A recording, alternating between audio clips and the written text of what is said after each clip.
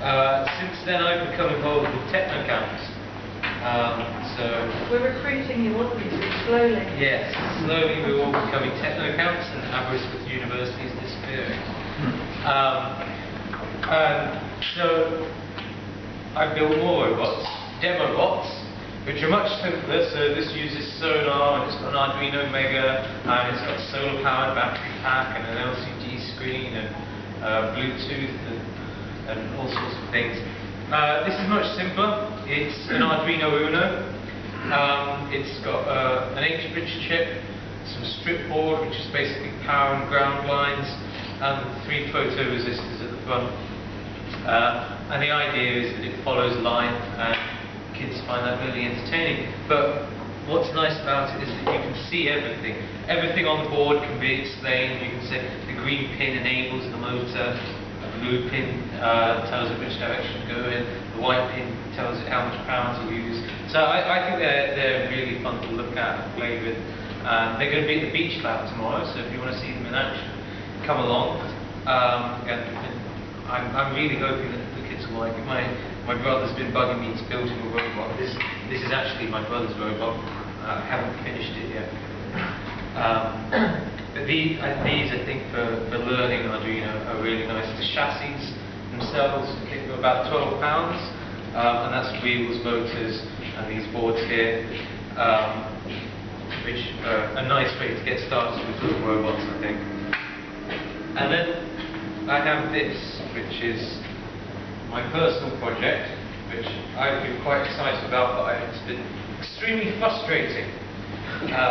So some of you know I'm a PhD student working with MRI and ultrasound, and I saw an example of how ultrasound works, and I thought, that seems pretty simple, I'll give that a go.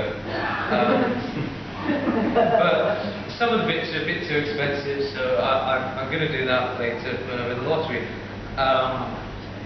Then I found out ultrasound, a bit cheaper, maybe I can manage that. Still very expensive though, but I found a fetal heart monitor.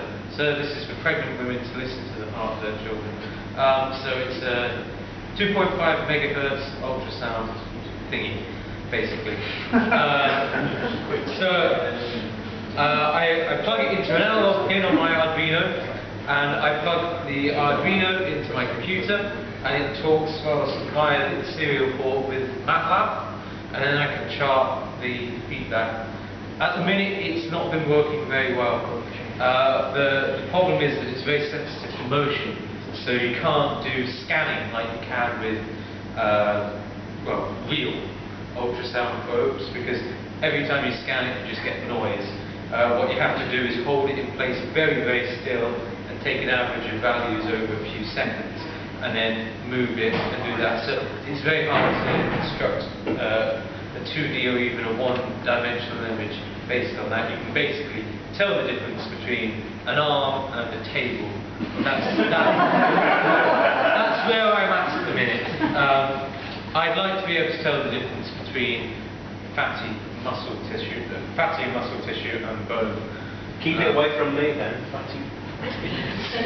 I also don't know if it's safe. So that's what I'm trying to do. Yeah. Are you going to transfer it into like a tricorder type? Yes. One day I will build a tricorder.